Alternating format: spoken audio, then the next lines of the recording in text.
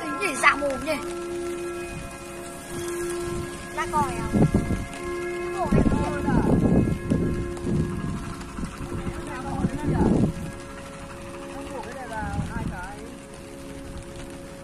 Cẩu được không ạ?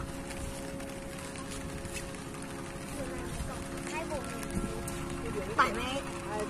Hai bộ mẹ. Cắm ở đâu?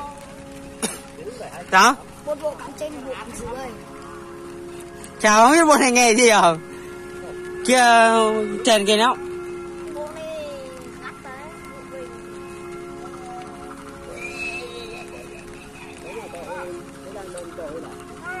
Vâng. Đấy. Mà hề kinh chưa?